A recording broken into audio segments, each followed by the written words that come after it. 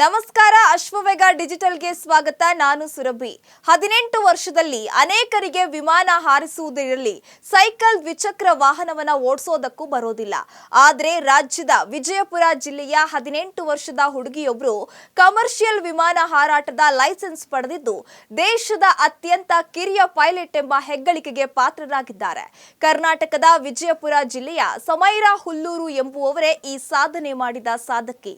ವಿಮಾನ ಹಾರಾಟಕ್ಕೆ ಸಂಬಂಧಿಸಿದಂತೆ ಕೇಂದ್ರ ನಾಗರಿಕ ವಿಮಾನಯಾನ ಮಹಾನಿರ್ದೇಶನಾಲಯವು ನಡೆಸುವ ಒಟ್ಟು 6 ಪರೀಕ್ಷೆಗಳನ್ನು ಸಮೈರಾ ಹುಲ್ಲೂರು ಪಾಸ್ ಮಾಡಿದ್ದು, ಜೊತೆಗೆ 200 ಗಂಟೆಗಳ ವಿಮಾನ ಹಾರಾಟದ ಅನುಭವವನ್ನ ಕೂಡ ಹೊಂದಿದ್ದಾರೆ. ಕೇವಲ 1.5 ವರ್ಷದ ತರಬೇತಿಯಲ್ಲಿ ಇವರು ಎಲ್ಲಾ ಪರೀಕ್ಷೆಗಳನ್ನ ಪಾಸ್ ಮಾಡಿದ್ದು ದೇಶದ ಅತ್ಯಂತ ಕಿರಿಯ ಕಮರ್ಷಿಯಲ್ ಪೈಲಟ್ ಎನಿಸಿದ್ದಾರೆ. ವಿಜಯಪುರ ಜಿಲ್ಲಾಡಳಿತವು ನಡೆಸುವ ವಿಜಯಪುರ ಉತ್ಸವಕ್ಕೆ ಆಗಮಿಸಿದ ಆಕೆ ಅಲ್ಲಿ ಹೆಲಿಕಾಪ್ಟರ್ ರೈಡ್ ನೋಡಿದ್ರು. ಇದರಿಂದಲೇ ಮುಂದೆ ತಾನು ಹೀಗೆ ವಿಮಾನ ಹೆಲಿಕಾಪ್ಟರ್ ಹಾರಾಟ ನಡೆಸಬೇಕು ಎಂಬ ಕನಸು ಸಮೈರಾರಲ್ಲಿ ಚಿಗುರೊಡೆದಿತ್ತು.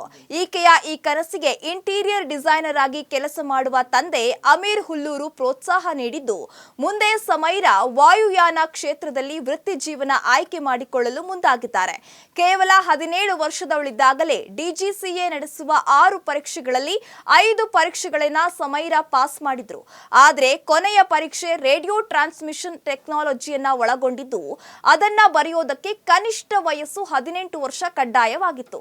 ಹೀಗಾಗಿ 18 ತುಂಬುತ್ತಿದ್ದಂತೆ ಸಮೈರಾ ಈ ಪರೀಕ್ಷೆಯನ್ನ ಕೂಡ ಪಾಸ್ ಮಾಡಿದ್ದು, ಈಗ ದೇಶದ ಅತ್ಯಂತ ಕಿರಿಯ ವಯಸ್ಸಿನ ಕಮರ್ಷಿಯಲ್ ಪೈಲಟ್ ಎಂಬ ಹೆಗ್ಗಳಿಕೆಗೆ ಪಾತ್ರರಾಗಿದ್ದಾರೆ.